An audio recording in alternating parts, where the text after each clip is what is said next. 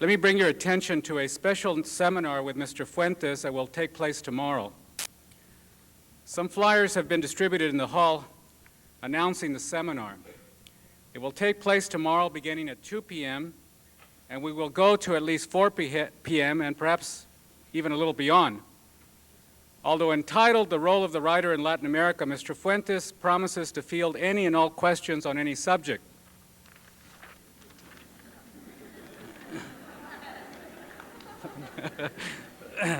The seminar will be held in Chemistry 1171 and is jointly sponsored by the Department of Chicano Studies and the Department of Spanish and Portuguese.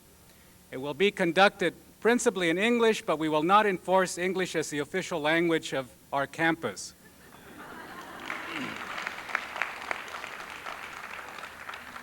Consequently, bilingualism will be promoted. We know many of you have numerous questions that you would like to direct to Mr. Fuentes, and there is simply not enough time at these public lectures. Hence, we have arranged for this seminar to accommodate all concerned. Let me just also bring to your attention, if you haven't already seen in our main library, the very nice display concerning Mr. Fuentes' works and career that was put together very nicely by Salvador Guereña from our Colección Chicano Studies collection.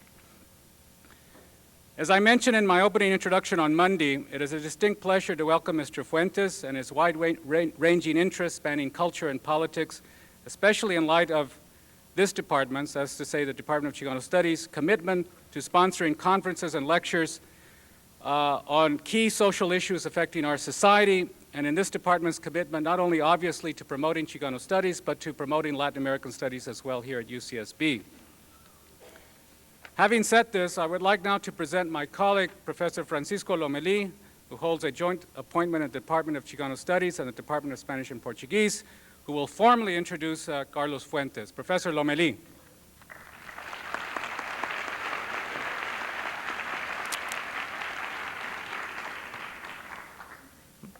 Good afternoon. My remarks are meant to be brief, because obviously the guest will be extending comments to cover the topic of this afternoon. Ladies and gentlemen, colleagues, students, and guests, I have the special privilege to introduce our distinguished guest, Regents Lecturer, Mr. Carlos Fuentes. As one of the leading citizens of Latin America, he writes and comments about our hemisphere, proving that a Latin American voice must be heard on issues that affect Latin America.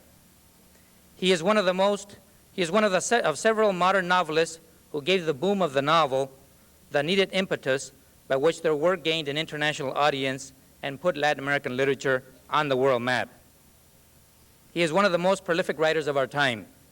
His 11 novels, and soon about to be 12, his 7 collections of essays on diverse subjects, 3 books of short stories, 3 plays, and copious journalistic production serve well to verify that fact. These accomplishments to date already include landmarks and seminal works that will be read for many years to come. Concurrently, Mr. Fuentes has been intimately involved in the public sector. He was Mexican ambassador to France 1974-1977 and held numerous other posts representing his country. As Mexico's preeminent novelist, he is a member of an elite group of authors which also serves as spokesmen and models for Latin America's self-determination. Among the awards received are the National Prize for Literature in Mexico in 1984 and the Rómulo Gallegos Award in Venezuela in 1977. His international appeal is further evidenced by the 24 languages into which some of his books have been translated. Recently, he was appointed in New York to the National Academy of Arts and Letters. Presently, he's on a 5-year appointment at Harvard University, and he holds the Simón Bolívar Chair in Latin American Studies at Cambridge University in England. Even though his credentials are staggering and he has an incredible track record, what matters most to him and should matter most to us is what Carlos Fuentes has to say. Consistently, and I dare say almost obsessively, he reclaims aspects of the Mexican past that still form part of a national identity. This same process applies to the rest of Latin America. His passionate quest for tapping a permanent source of commonality is usually done with wit, flair, and eloquence.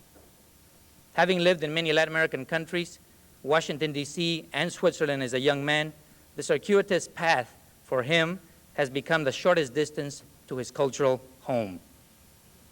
He examines the heartbeat of his continent to better appreciate the cultural fabric of which it is composed. In his writing of fiction and addressing social problems, he interprets history, dissects belief systems, demythifies cultural symbols, demystifies social pathologies, and challenges set truths. Thus, he helps to contextualize Latin America's roots, myths, polemics, and contradictions. An essential and vast reservoir of his creativity and imagination emerges from the unearthing of ancient and established symbols. To illustrate Fuentes' power of imagination, he inverts Quetzalcoatl to Pepsicoatl, turning the plumed serpent, an Aztec god who promised to return to save his people, into a false goddess who represents alienation through progress. Many other examples could be cited. Clearly, Carlos Fuentes refuses to be merely a scribe or a chronicler. Instead, he restores a sense of history and cultural destiny for Mexico and Latin America. His provocative style and energetic expression tend to remain with us for a very long time, thus helping us to experience our whole selves again, as if what he describes in his concept of Terra Nostra belongs to us all. With deep respect, I present Carlos Fuentes. Thank you.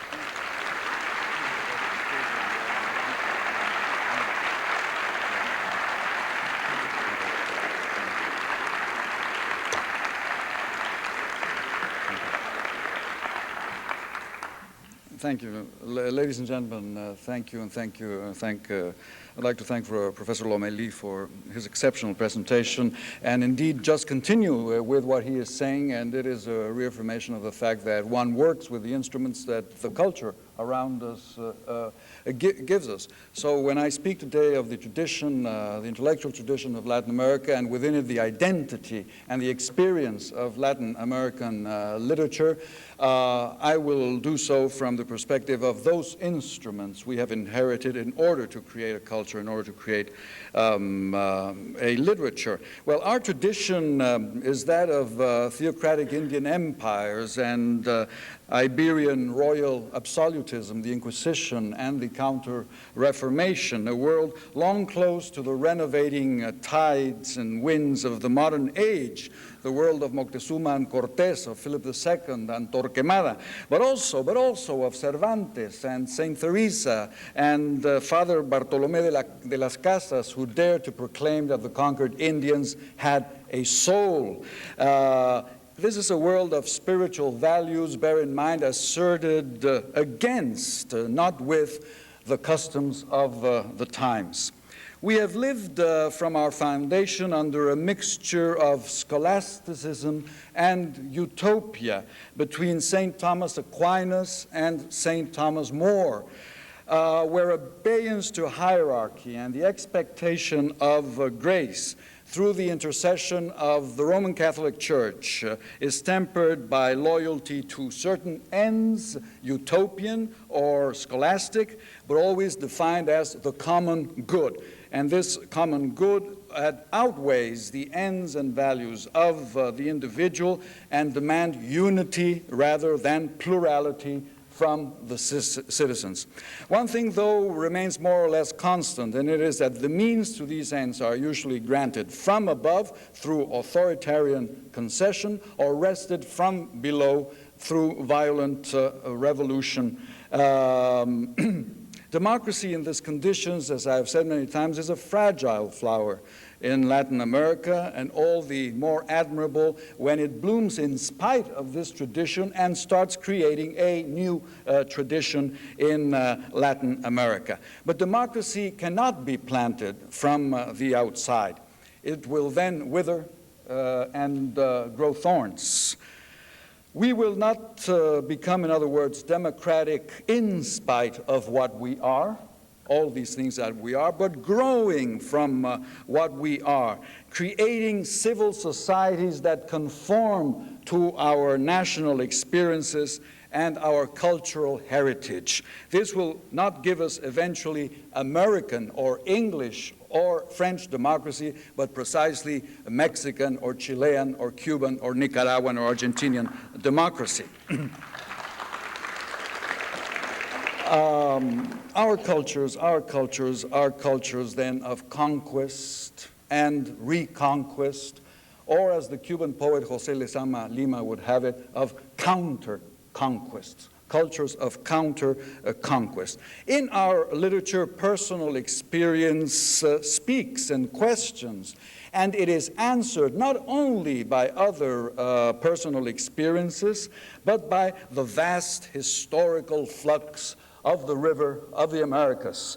Latin American literature springs from the aboriginal myths of pre-Columbian America, from the canons and games of the Middle Ages, and basically, I think, from the feat of the Renaissance imagination that was the discovery of the New World. Let me dwell an instant on this, since I do think we have one of Latin American literature has one of its deepest and most constant sources in the Renaissance, of which we in the New World are but one result. For the febrile navigations of the Renaissance were not only geographical, discovering new trade routes and new continents, they were also astronomical, discovering a new dimension to the heavens that deprived man of his central place in the universe. They were personal excursions and alarums as well, discovering the turbulence of passions and weaknesses hidden behind the medieval order. They were political, also discovering both the values and the dangers of the secular state, utopian dreams and Machiavellian realities. And of course, the Renaissance rediscovered the world of culture, and certainly that of literature. The classics of antiquity were submitted to new, non-canonical readings. The Renaissance read the literature of Greece and Rome and made the past present, or made a present of the past. This presentation of the past, not as a relic, but as a living present, would remain one of the most demanding tasks of modern humanism and of those who teach it and create it and learn it. We have known, at least since the Renaissance, that there is no tradition without new creation, but that there is also no new creation that is not supported on a previous tradition. And of the literary experiences of the Renaissance, one, I think, stands out, at least for me, in the identification of our own Latin American experience. This is Cervantes and Don Quixote. There is a moment in the novel when all the variety of our cultural traditions, all these traditions I have mentioned, seems to coincide in one point where the ancient and the modern come to life in the present. The ancient and the modern come to life in the present. It is a startling moment in Don Quixote when Sancho Panza is informed by the bachelor Sansón Carrasco, and then informs Don Quixote of this fact, that there is a book abroad, that a book is circulating called The Adventures of Don Quixote de la Mancha, where all that happens between them is recorded. The squire says he feels that he is being watched by God.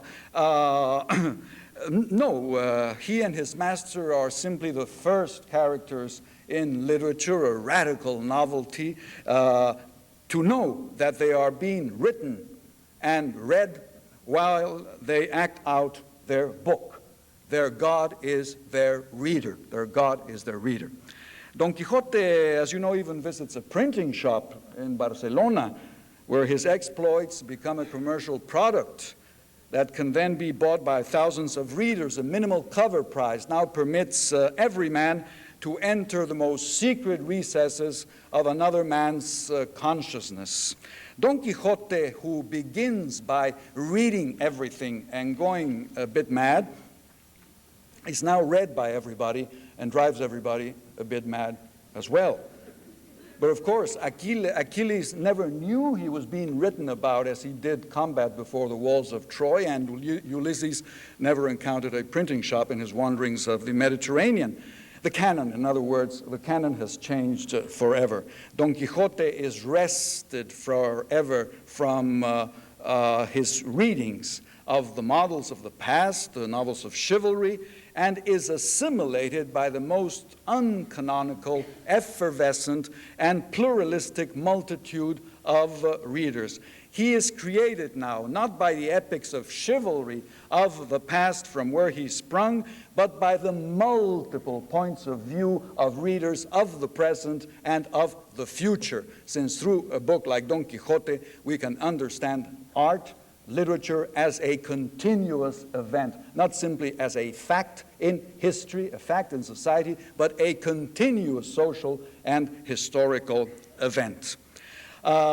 Since Cervantes, this means something else for literature. It means that through this adventure of Cervantes, through this leap into the dark of his imagination, as it were, the novel becomes a genre without a genre, or a genre of all genres, or a dialogue of genres, a genre that cannot consecrate itself without betraying itself and its openness, betraying itself and its openness to the unexpected, to the various. It becomes the preferred mode of expression of what is unfinished, open, undefined, and searching in a multicultural world. And we live in a multicultural world today.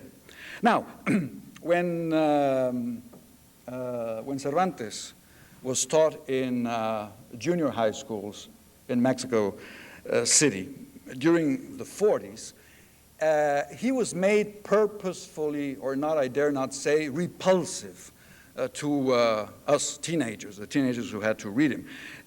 Don Quixote appeared as a kind of literary mummy, swathed in bandages of idolatrous respect, irrelevancy, and remoteness. Reading the book was supposed to be good for you, but disagreeable, but good for you, something like taking castor oil, I guess.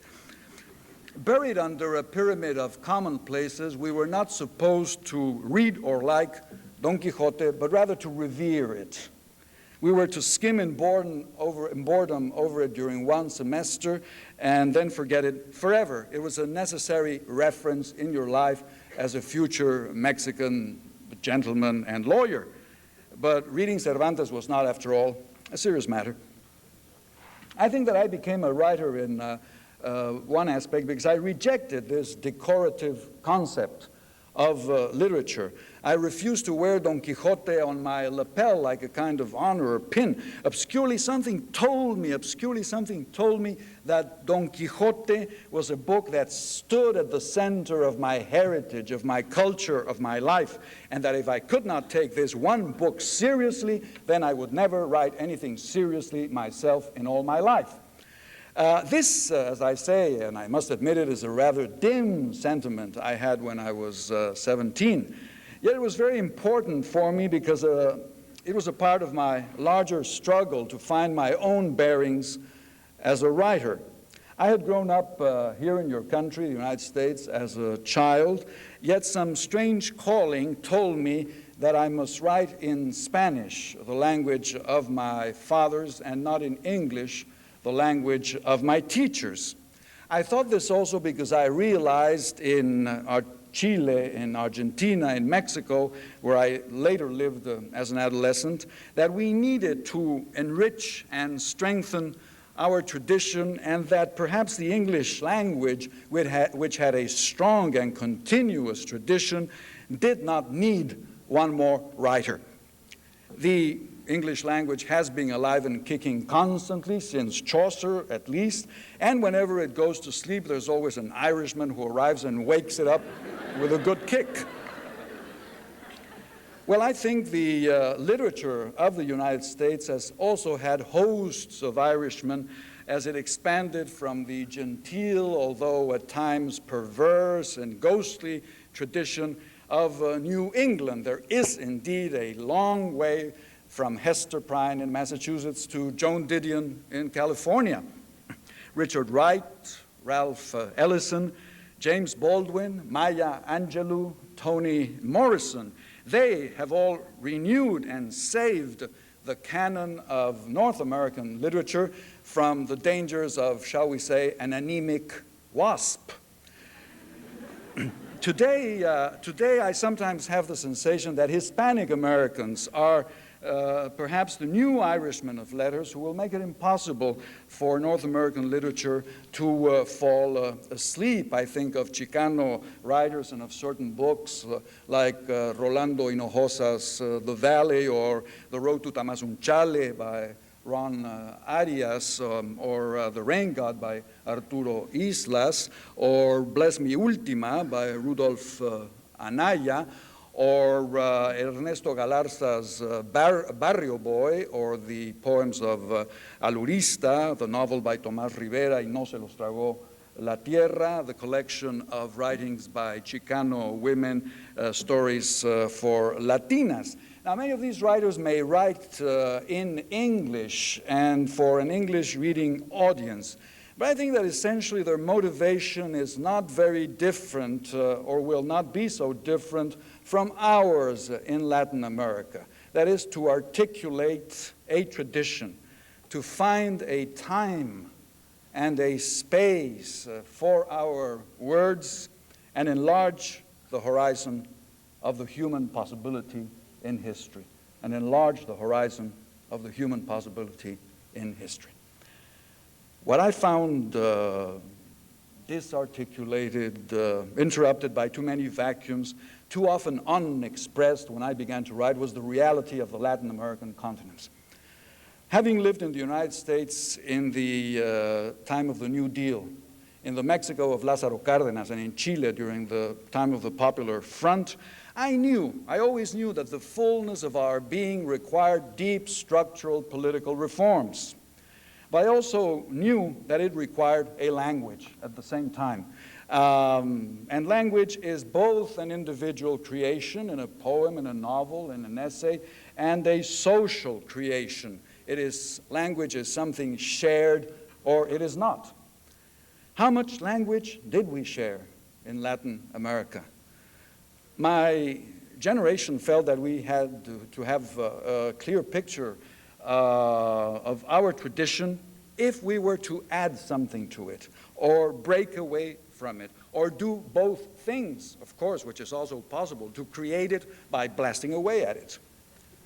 As I began to write in the 50s, these considerations occupied a paramount place in my mind. I was a Mexican writing in Spanish and within the culture of Spanish America. Were these boundaries sufficient, or were they too straight? I realized that I could only answer this question through another constant interrogation within my own writing. I have always been interested in knowing what happens to men and women as their individual experiences, expressed through language in a novel, are revealed to them as part of a broader historical experience. This, I think, has been perhaps my central preoccupation as a writer. How does history affect language? And in its turn, how does language affect history? How large then, how extended, how deep into the past ran the rivers of this language and this history that I was living, but that had not been born, and certainly I hoped would not die with me. America, says the Mexican historian Edmundo Gorman, was not discovered. It was invented. It was invented because it was needed, and it was needed because it was desired. There is a very bad play by a very good writer in Mexico, Fernando Benítez, which is called Christopher Columbus. And this play was staged to celebrate the 4th centennial of the foundation of the University of Mexico in 1948. The play began at 8 in the evening, and it went on until 3 or 4 in the morning. And by midnight, Columbus had not yet landed in the New World. The play was very beautifully staged, let me add, You had in the proscenium front the Indians in the island of Wanani and a lot of palm trees, and behind the horizon of the sea, and very ingeniously done, the caravels of Columbus coming up. And when the Indians turned and saw the caravels, then they turned to the public and started jumping around and saying, "Hooray, hooray, we have been discovered." Well, who discovered whom, of course? The question is pending. But from the European point of view, of course, we were imagined and desired by a need of space, a desire for space. The loss of geocentrism, which I have just mentioned, diminished human beings who then sought expansion into new spaces. The search for space, in its turn, became a search for utopia. Vespucci, Montaigne, Campanella, Vives see the New World as the place of utopia, the place where the sins of Europe are to be cleansed. They were not, of course. The Golden Age and the noble savage were plundered and branded, enslaved and murdered. The utopia of the New World never took place, but North and South, we kept on hoping that it would. This is a continent that has been burdened by utopia. To deal with the promise of utopia, the impossibly happy place that by definition is not, utopos, the place that is not, has been a common trait of the imagination of the Americas, from Hawthorne, who celebrates it, to Poe, who discovers a crack in the house of utopia, to Henry James, who is capable of seeing evil at noon, to William Faulkner, who accepts defeat as a human value and roots it in the land while his nation keeps moving forever insatiable in its pursuit of happiness, of what is new abroad, in the exiles of Hemingway and Fitzgerald and Gertrude Stein, as well as in the unending search for El Dorado, California, Dashiell Hammett, Raymond Chandler, Nathaniel West. Only Faulkner perhaps was finally able to transcend the illusions of utopia without falling into despair. I think Faulkner's preeminence, I think he is the major novelist ever produced by this hemisphere. He replaced utopia, this omnipresent but impossible value, with tragedy, our possible but forgotten value. For tragedy, let me remember in passing, is a conflict of values, not of virtues.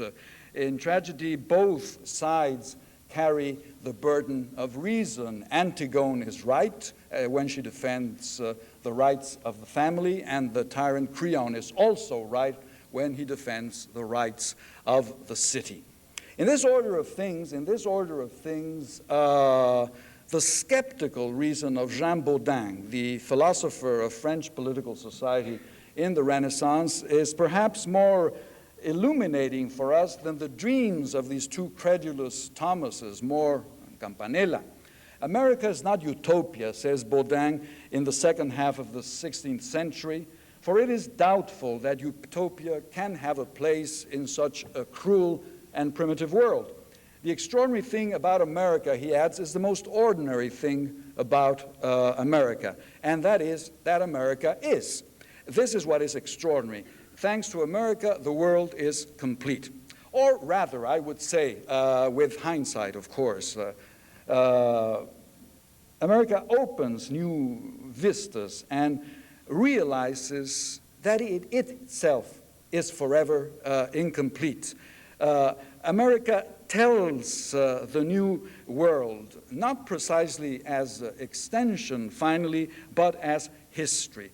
The function of the new world, perhaps, is to say over and over again that the world precisely is not finished, that the world is not over, because it is not only limited space, the space discovered by Europe, but also an unlimited history beyond the imagination of European history. This, understanding this is what I think gives its special flavor to the literature of Latin America, sprung, I repeat, from the myths of Indian civilizations, from the epic chronicles of the conquest, and from the utopian dreams of the Renaissance.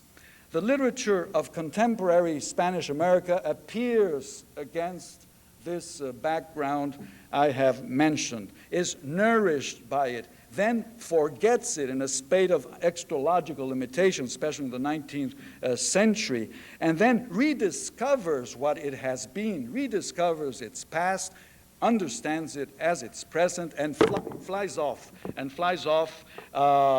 with the force of its recovered language in its great thunderbolt poets, Rubén Darío and Gabriela Mistral, Pablo Neruda, Leopoldo Lugones, Octavio Paz.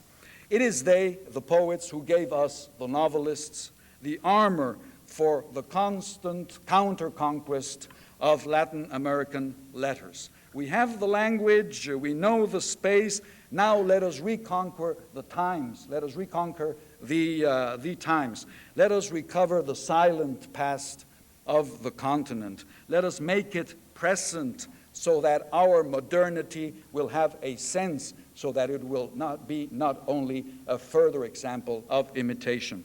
We are a continent desperately searching for its modernity, or to make a sort of pun, our modernidad, which could be translated into English as our mother-ni-dad. Too often, Latin America has reacted violently against such a search, preferring to maintain the dead weight of basically patrimonialist societies, as Max Weber would call them, anachronistic societies where the will of the chieftain, the interests of his family clan, and the rewards due to his armies of parasites and gunmen create an irrational world of whim and unpunished violence. This basic patrimonialism, described in so many of our novels, is of course clothed by this more dignified rationalization I have employed here. We are the children of the Spanish Counter-Reformation, the die corrected against the expansion of Protestantism, free speech, free inquiry, capitalism, the values of modernity. The Counter-Reformation was the nemesis of modernity. How can we be modern? But too often also, Latin America has reacted violently against its past in the other way, simply by adopting the latest version of Western modernity, whether it fits us or not. The anti-clerical Voltaire and the romantic Rousseau, the liberal Adam Smith, the positivist Auguste Comte, the socialist Karl Marx, the canons of American capitalism, Soviet communism, Italian corporativism have all rushed through the life and the literature and the politics of Latin America, leaving its marks on us, but finally underscoring this constant, deep, painful division of the continent between the legal country, the country described in laws and constitutions, and the real country festering behind the legal facade and mocking the laws and constitutions. The literature of Spanish America is incomprehensible without this social and historical reference and the conflicts and stress inherent to this history and this society. In 1970, I published a small book called The New Spanish American Novel, which argued that this new novel was the product of both the tradition I have been talking about here today and of urban Latin America, of its burgeoning cities and growing middle classes, and of an internationally oriented intelligentsia. Jorge Luis Borges is the fountainhead of this literary modernity, the Argentinian who has to invent what is not there, the most Argentinian of writers, constantly inventing what he does not find in Argentina, the library of Babel, the Aleph, where all places are seen from every angle, each standing clear, without any confusion or blending, the garden of forking paths, where time is an infinite series of times, a dizzily growing, ever-spreading network of diverging, converging, and parallel times. What else can hold everything that we have been but have not said? Borges achieves a supreme synthesis in which narrative imagination appropriates and devours all traditions so as to give us a full picture of ourselves. The Jewish and Arab inheritance of the New World, mutilated by Spanish royal absolutism after 1492, reappears wonderfully alive and fresh in the tales of Borges, the Kabbalah, Averroes, the garden and the labyrinth, the book and the mirror. Borges reminds us that our culture is far more comprehensive than we are led to believe. We are all that we have been and must write a literature with the capacity to say this. In the work of another Argentinian, Julio Cortázar, we find both the apex and the critique of our project of modernity. The novel Hopscotch, for example, is a veritable repertory of the emotional and intellectual pitfalls of being modern men and women in Latin America.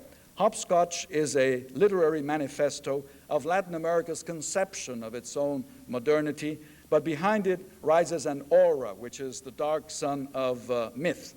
And when Cortázar takes a motor car victim in Paris to a hospital where he is laid on a white operating table and prepared for surgery as he glares at the white lights and thinks that he is an Aztec warrior laid out under the sun to have his heart torn out by a silex blade, we are quite unsure if the Aztec warrior at the same time is not dreaming that he is a strange and lonely man in a white hospital in an unknown land under a strange artificial sun. Cortázar represents the wonderful meeting of myth as the eternal present with the mythless present. In the works of Borges and Cortázar, the modernity of Latin America, our elusive modernity, was finally here. It was also in the proletarian, Marxist, intellectual infernos of Mexico City, described by José Revueltas, and in the disrespectful, ideologically uncommitted, free-swinging fictions of my younger compatriots, Gustavo Sainz and José Agustín, as well as in the highly humorous renditions of our national foibles in my contemporary, Jorge Ibargüengoitia. The modernity denied to us by the structures of the Council of Trent and the Counter-Reformation since the 16th century was now here. This modernity was now here in the frightening and ugly Lima of Mario Vargas Llosa, in the haunting Santiago de Chile of José Donoso, in the malefic Uruguay of Juan Carlos Onetti. The modernity we had so desperately sought since independence, hastily adapting the laws of the West to our patrimonialist reality, were here in the aimless Caracas of Salvador Garmendia and Adriano González León, in the nightmare idol of Havana as carnival, cabaret, and whorehouse in the novels of Guillermo Cabrera Infante and Severo Sarduy, and in Manuel Puig's narrative film of sex and images, or Camping in the Pampa. But the abiding world of the colony, its creation of a Latin American civilization, its counter-conquest of the purely Western through the Baroque, a Latin American Baroque, through syncretism, through the sensual, through the mixture of races, stands in witness to this modernity in the works of the great Cuban poet and novelist José Lezama Lima, whose world of faith and sensuality has given the highest literary expression to the conflicts of our Roman Catholic tradition as a sexual and moral conundrum, a choice not between good and evil, but rather, as Lezama presents it in his supreme novel, Paradiso, as between two goods, Christian faith and pagan sensuality. In all these authors, in all these books, modernity had arrived in Latin America. Was it worth having?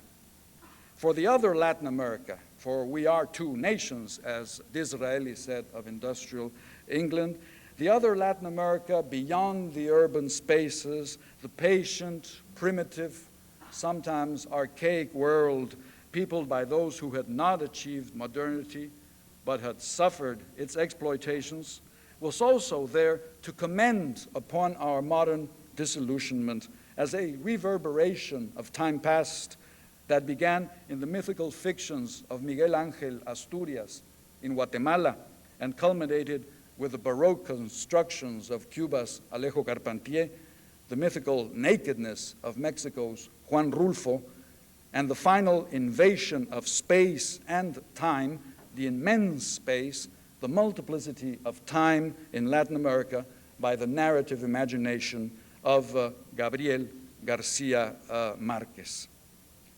Every writer names the world. But the Latin American writer is possessed of the urgent fear of the discoverer, which is, if I do not name, no one will name. If I do not write, all will be forgotten. If all is forgotten, we shall cease to be. Indeed, the Latin American writer of our time has labored under these pressing demands. Write everything that history has not said, or it will never be said. Write everything that history has forgotten, and now it will be remembered. Warn the future that one day it too shall become the past and must be remembered then as it is hoped for today.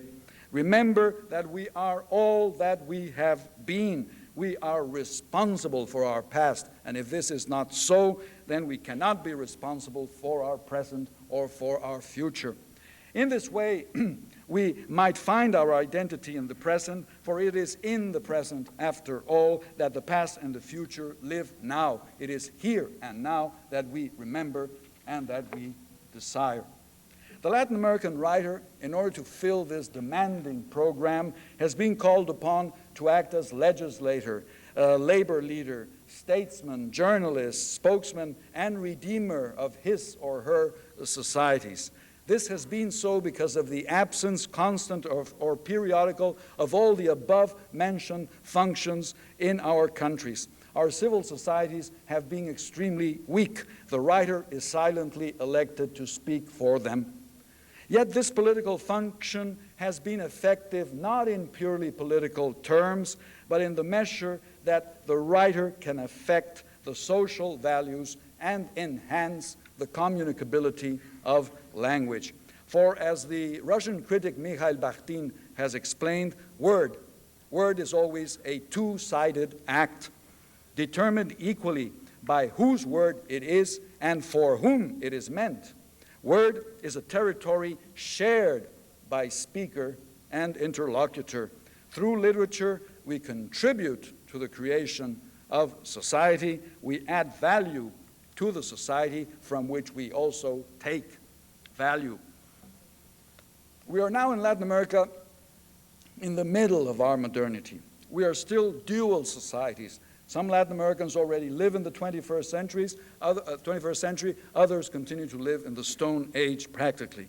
The extremes of wealth and poverty are atrocious.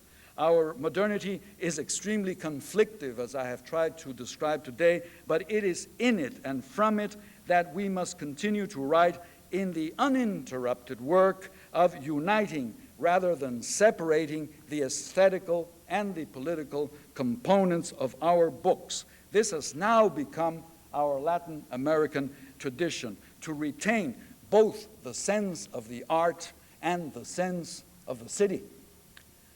The novel, André Malraux once said, is the transformation of experience into destiny.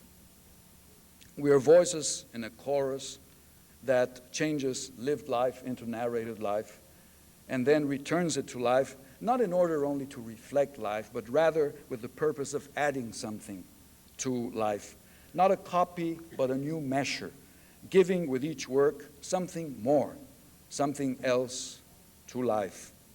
Our own lives and everybody's as well. There is no narrative experience which is not both a personal experience and a collective one, experience and destiny of one and all. I mean by this that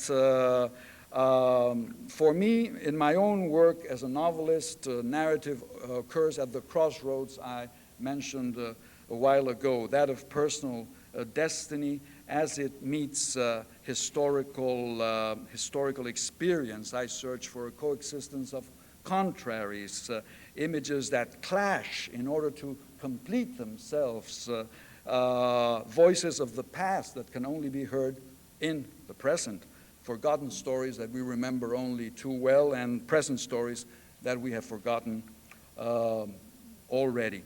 For literature, I think not only sustains a given historical experience, it not only continues a tradition. I believe that also through formal experimentation and moral risk and verbal humor, it breaks the conservative horizon of the readers and liberates us all from prejudice, dogma, sterility. In this sense, I think that literature is revolutionary. The literature which is faithful both to the freedom of the reader and to the greater liberation of history is that which goes precisely beyond the accepted aesthetical norms and forms of the time and the facility of recognizing oneself in them, and instead promotes new forms in which we might see ourselves as strangers today, but which challenge us to recognize tomorrow the appearance of a new face and a new facet of our inexhaustible creative capacity. We want to maintain the vigor of the art and the vigor of society, for as again Bakhtin writes, and I quote him, "It is easier to create without answering to life, and it is easier to live without taking account of art.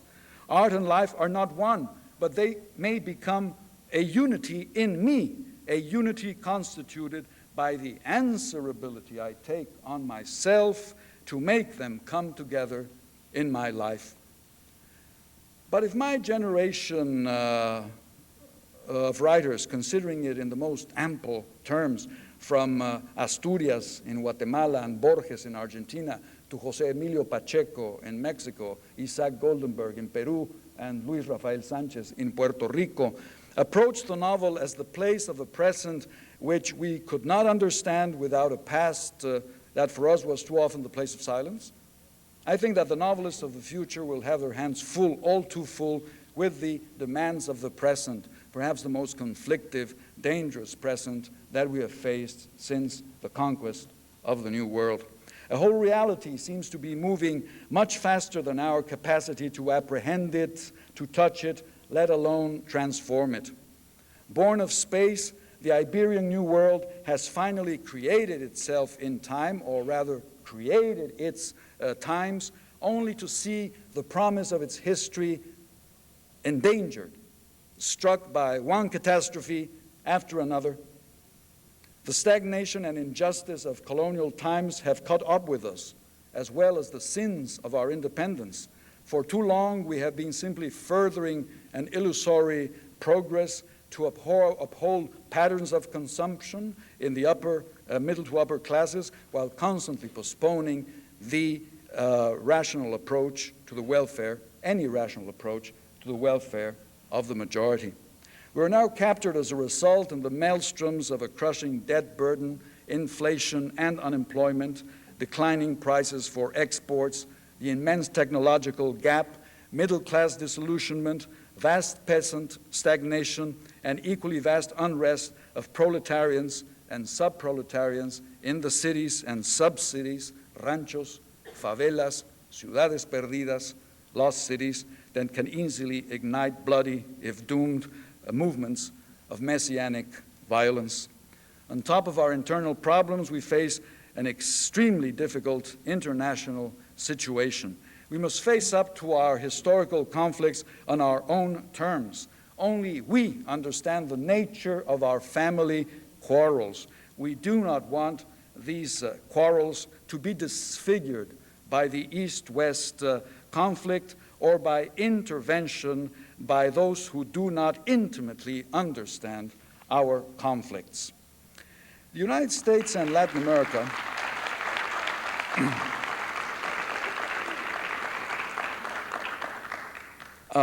live two different times. You're a developed nation, we are developing nations. Sometimes not even nations yet, but bent on creating with great difficulties basic institutions which nearly 5 centuries of political subjugation have denied us. But on the cultural plane, I always believe that there is a ground for greater identification, a greater meeting of the minds between North Americans and Latin Americans.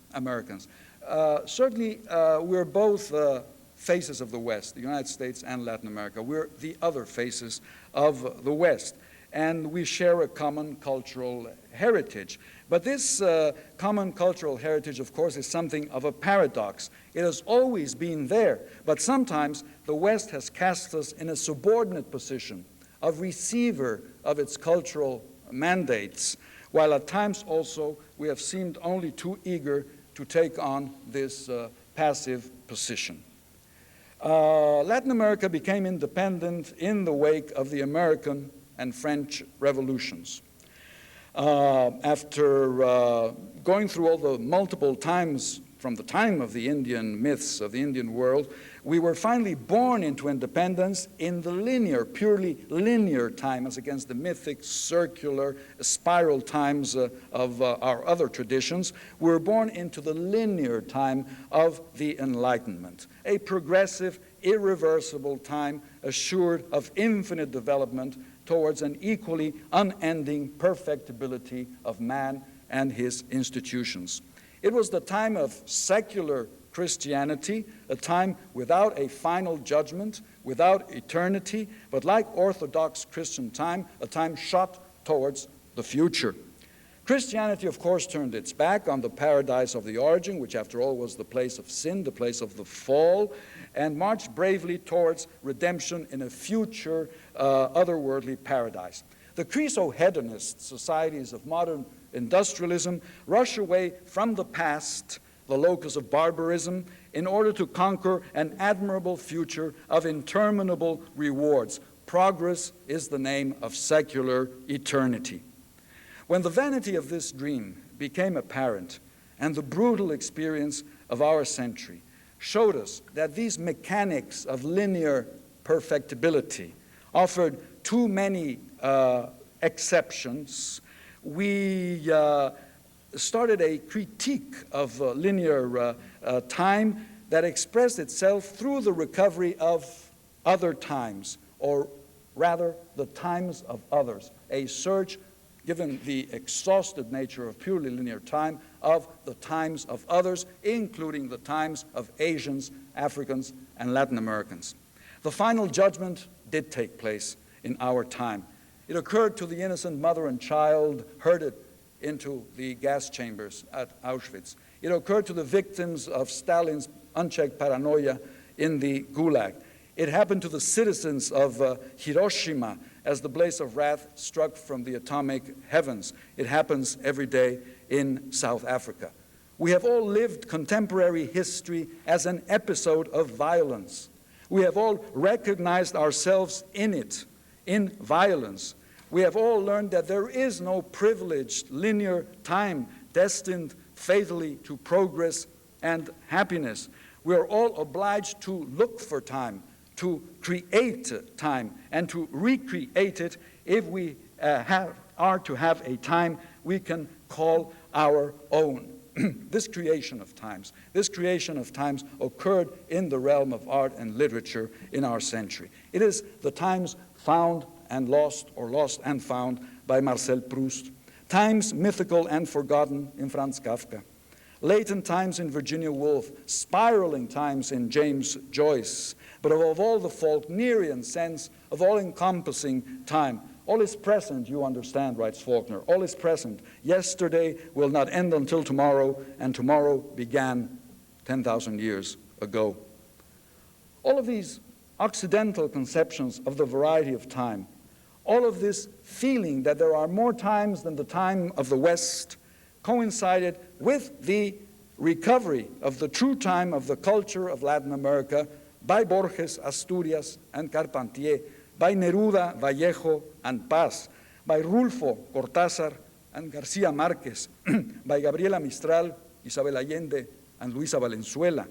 The mythical, circular, instantaneous times of our cultural origins has become the contemporary time of the West, as the West wondered along with Samuel Beckett if this earth could be uninhabited. No more time.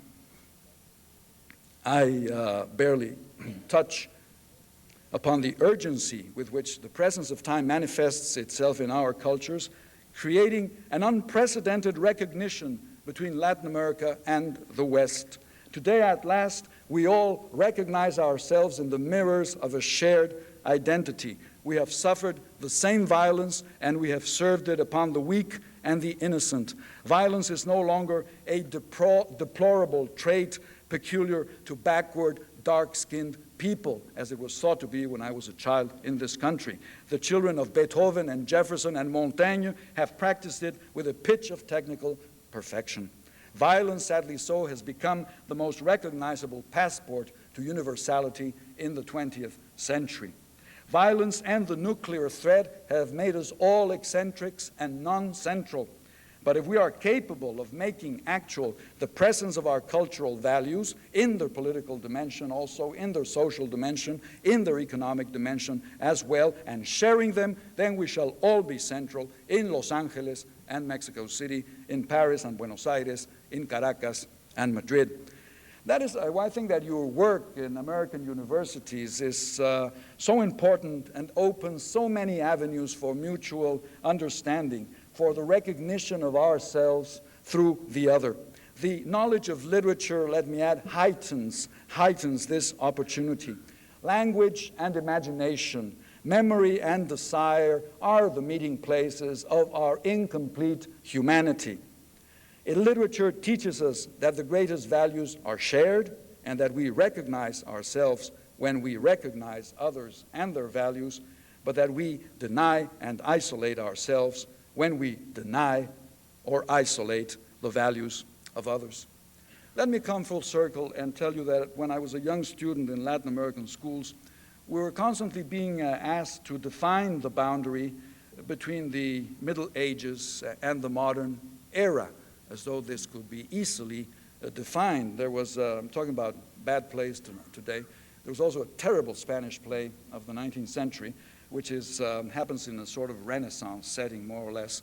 And there is this gentleman who confronts his family and takes out, unsheaths his sword and says to his amazed wife and children, "Goodbye, goodbye, I am off to the 30 Years' War."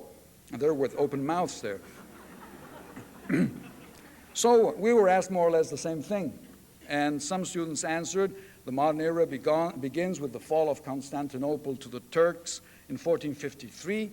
Others, of course, gave the date of Columbus's landing in the New World, 1492. Some even recalled Copernicus and his book on the revolution of the spheres, 1543. I was at a loss to proffer a precise date until I read and reread Don Quixote.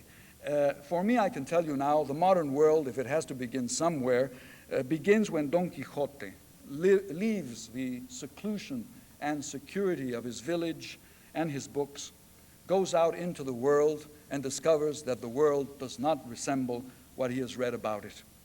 This rupture of analogy and the consequent thrust into differentiation makes for me the challenge of the modern, and no one better than Don Quixote tells us that being modern means facing this challenge.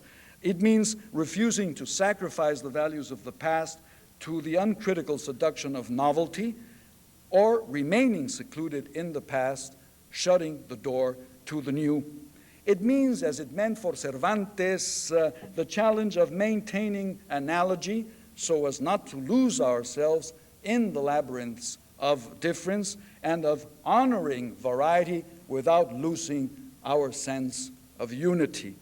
To accept the diversity and the mutation of the world while retaining the mind's power for analogy and unity, so that this changing world of ours will not become meaningless. This is our wider charge as contemporary individuals, as contemporary writers, and as contemporary teachers. I hope that our literary experience helps us to understand all this. We're only unique, after all, because we resemble each other.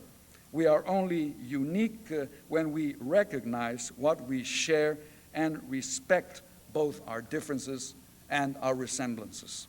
Thank you very much.